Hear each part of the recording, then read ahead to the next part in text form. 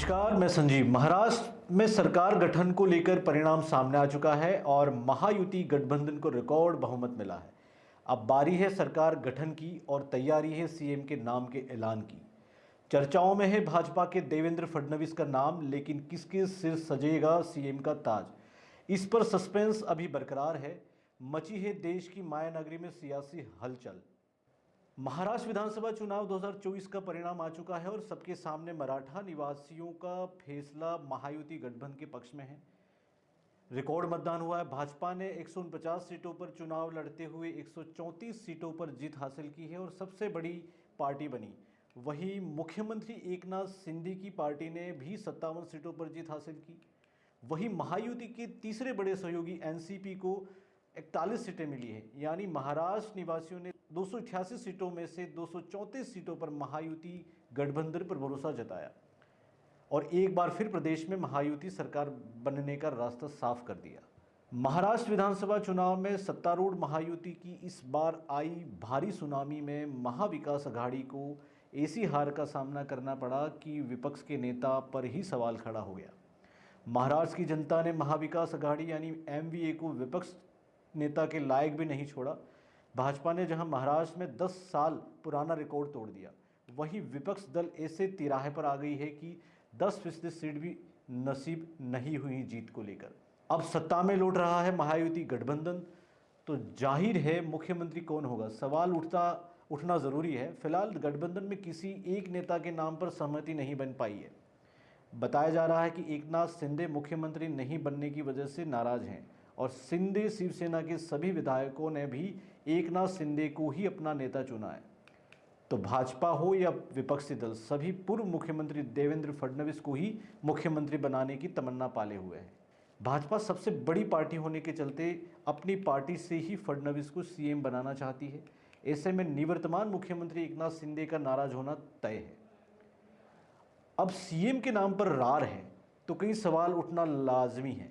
पहला बड़ा सवाल, अब अगर फडणवीस मुख्यमंत्री बनते हैं और शिंदे शिवसेना महायुति गठबंधन समर्थन नहीं देता है तो क्या सियासी स्थिति बनेगी।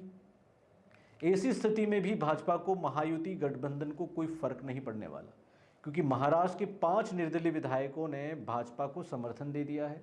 साथ ही अजित पवार ने भी महायुति गठबंधन में ही बने रहने का वादा किया है। वादा तो निभाना ही पड़ेगा और मुख्यमंत्री भाजपा का ही होगा। ऐसी स्थिति साफ होती नजर आ रही है।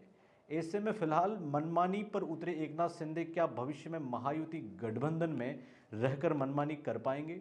ना सिर्फ एकनाथ शिंदे, सवाल उठ रहा है कि अगर अजित पवार भी शिवसेना शिंदे दोनों समर्थन करे तो क्या होगा।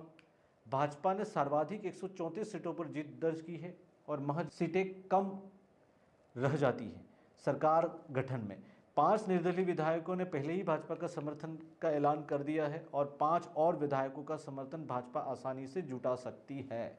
ऐसे में दोनों दलों के समर्थन के बगैर ही भाजपा अपने बलबूते सरकार गठन कर सकती है। अब भाजपा को सर्वाधिक सीटें और भाजपा से ही सीएम बनने की मांग उठे तो आरएसएस का बयान। आरएसएस ने भी यहाँ महाराष्ट्र में भाजपा के देवेंद्र फडणवीस को ही सीएम बनाने की बात भाजपा आलाकमान तक पहुंचाई है। शिवसेना यूबीटी के चीफ उद्धव ठाकरे ने भी ट्वीट करते हुए फडणवीस के ही सीएम बनने की आवाज उठाई। तो पार्टी नेता संजय राउत ने भी मीडिया से बातचीत में अपनी आवाज रखी और फडणवीस को ही सीएम बनाने की मांग कर डाली। अब महायुति से बाहर के नेता भी फडणवीस को ही सीएम बनाने के रूप में देखना चाहते हैं। महायुति सरकार को किसी तरह की मुश्किलें नहीं आने वाली। बीजेपी के पास बहुमत है, कुछ सीटें कम हो गई, लेकिन मैं मानता हूं उनके पास बहुमत है। अगर बहुमत नहीं है तो उनको बहुमत कैसा प्राप्त करना है, किसी को तोड़ना है, किसी को खरीदना है, उस बारे में लोग माहिर है। आपने देखा होगा महाराष्ट्र में तो बहुमत के लिए शिंदे की पार्टी भी तोड़ सकते हैं और अजित पवार की पार्टी भी तोड़ सकते हैं। तो मुख्यमंत्री मेरे हिसाब से भारतीय जनता पार्टी का ही बनना चाहिए। मुझे लगता है कि जो आंकड़ा बीजेपी के पास है और नैतिकता के आधार पर अगर हम देखें तो देवेंद्र फडणवीस ही मुख्यमंत्री बनेंगे, ऐसा मुझे लगता है। अब हर तरफ फडणवीस की मांग, इस बीच शिंदे ने खेला एक दाव। शिंदे ने लाडली बहना योजना को लेकर अपनी बात रखी और कहा उन्होंने इस योजना को लागू किया और उसके चलते गठबंधन को अपार समर्थन मिला। लेकिन हकीकत हर सियासी दिग्गज जानता है कि चुनावी कैंपेन हो या महायुति गठबंधन, देवेंद्र फडणवीस ही थे जिन्होंने पूरे चुनावी कैंपेन को लीड किया और महायुति सरकार को पहुंचाया 234 सीटों तक। ना सिर्फ गठबंधन बल्कि भाजपा आला कमान तक भी पहुंचा दी अपनी काबिलियत। मैं मुख्यमंत्री खुद को नहीं समझता था। मैं सीएम मीन्स कॉमन मैन। एक कॉमन मैन काम करता है कॉमन मैन के लिए, तो इसलिए मैं खुद को एक कार्यकर्ता के रूप में काम किया 2.5 साल में। और 2.5 साल में इतना काम किया है कि जो महाविकास आघाड़ी ने बंद पड़े जो प्रकल्प थे, जो रुका है, जो बंद किए हुए प्रकल्प, उसको हमने शुरू किया। एक तरफ विकास किया, दूसरी तरफ कल्याणकारी योजना है, जैसे लाडली बहना योजना है, लाडला भाई है, कई योजना है। और ये आम जनता के जीवन में जो बदलाव लाने की कोशिश हमने, क्योंकि मैं जानता हूँ गरीबी क्या है। आखिर में बढ़ते सियासी घमासान में साफ हो चला है कि मुख्यमंत्री भाजपा गठबंधन से ही बनेगा और अंतिम राय पूर्व मुख्यमंत्री देवेंद्र फडणवीस पर बन चुकी है। भाजपा आलाकमान ने देवेंद्र फडणवीस को दिल्ली भी बुला लिया है और कभी भी देवेंद्र फडणवीस दिल्ली से मुंबई लौटकर राज्यपाल को सरकार बनाने का दावा पेश कर सकते हैं।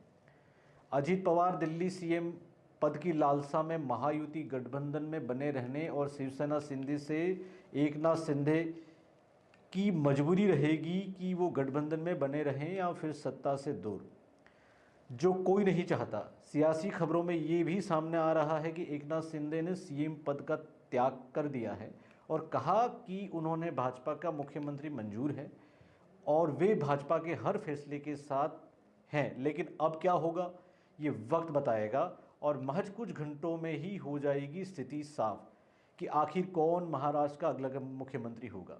पूर्व सरकार का कार्यकाल पूरा हो चुका है और निवर्तमान मुख्यमंत्री एकनाथ शिंदे राज्यपाल को इस्तीफा सौंप चुके हैं। अब बारी है नए सीएम के शपथ ग्रहण की। लेकिन ऐतिहासिक बहुमत के साथ सत्ता में आए महायुति गठबंधन में सीएम के नाम को लेकर रार बरकरार है। कौन होगा महाराष्ट्र का अगला मुख्यमंत्री? हर कोई कर रहा है इस नाम का इंतजार। भाजपा या शिवसेना या फिर एनसीपी, शिंदे, फडणवीस या अजीत पवार, फिर कोई और? हम करेंगे सबसे पहले खुलासा। बने रहिए हमारे साथ न्यूज़ अफेयर 24 के साथ।